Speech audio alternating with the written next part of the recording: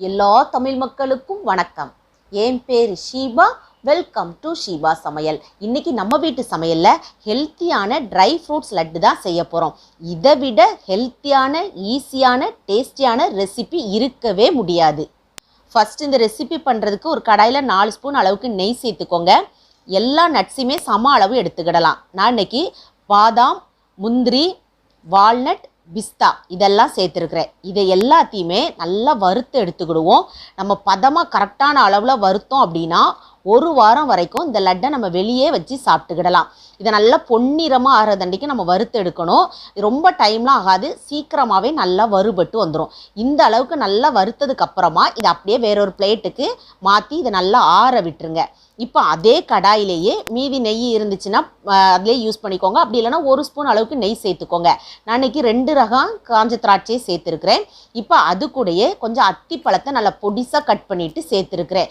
அடுத்ததாக 1 ஸ்பூன் அளவுக்கு எள்ளும் 1 ஸ்பூன் அளவுக்கு கசகசாவும் சேர்த்துக்கிடலாம். நான் இன்றைக்கி வெள்ளை எள்ளு தான் சேர்த்துருக்குறேன். இப்போ இதையும் நல்லா வறுத்து எடுத்துக்கோங்க.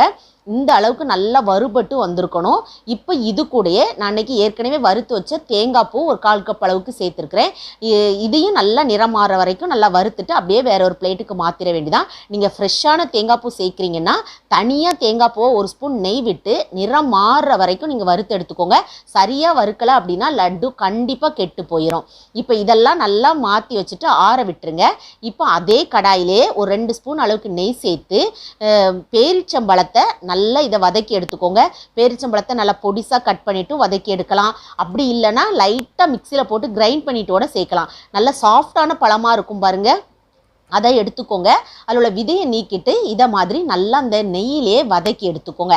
நம்ம இதில் இன்றைக்கி சுகரோ ஜாங்கிரி எதுவுமே சேர்க்கலை, அதனால தான் இது ஹெல்த்தியான லட்டுன்னு சொன்னேன். இப்போ இது எல்லாத்தையும் நல்லா ஒன்று போல் மிக்ஸ் பண்ணி எடுத்துக்கோங்க. கைகளால் கூட நல்லா ஒன்று போல் இதை கலந்து எடுத்துக்கிடலாம். இப்போ நம்ம உருண்டைகளாக இதை பிடிச்சிக்கிடலாம். அப்படி இல்லைன்னா ஒரு ட்ரேயில் நல்லா செட் பண்ணிவிட்டு நீங்கள் சதுரமாக அந்த பர்ஃபிக்கெலாம் கட் பண்ணுவோம் பாருங்கள், அதை மாதிரி கூட நீங்கள் ரெடி பண்ணி எடுத்துக்கிடலாம். இது ஒரு நாளைக்கு 1 லட்டு சாப்பிட்டாலே போதும். ரொம்பவே ஹெல்த்தியானது. அதாவது உண்மையை சொல்லணும் அப்படின்னா நல்ல சுறுசுறுப்பாக இருக்கிறதுக்கு ஏற்ற ஒரு ரெசிபினே சொல்லலாம். இது பேச்சுலர்ஸ், பிகினர்ஸ் யாருனாலுமே இந்த ரெசிபியை ட்ரை பண்ணலாம். ஒரு ஈஸியான ரெசிபி மட்டும் இல்லை, ரொம்பவே ஹெல்த்தியான ரெசிபி. அது மட்டும் இல்லை, ரொம்பவே டேஸ்டியான ரெசிபி. அதனால் கண்டிப்பாக ஒரு முறை உங்கள் வீட்டில் செஞ்சு பாருங்கள். செஞ்சு பார்த்து உங்கள் ஃபீட்பேக்கை கமெண்ட் பாக்ஸில் சொல்லுங்கள். வீடியோ பிடிச்சிருந்தால் லைக் பட்டனில் தம்ஸ் அப் கொடுத்துருங்க. தம்ஸ் அப் கொடுத்த கையோடு உங்கள் ஃப்ரெண்ட்ஸ் ஃபேமிலியோடு ஷேர் பண்ணிடுங்க. ஃபர்ஸ்ட் டைம் வியூவராக இருந்தால் சப்ஸ்கிரைப் பண்ணி சப்போர்ட் பண்ணுங்கள். நான் இன்னொரு வீடியோவில் இன்னொரு வித்தியாசமான சுவையான மனமான ரெசிபியோடு நான் உங்களை சந்திக்கிறேன். அது வரைக்கும் டாடா பாபாய்.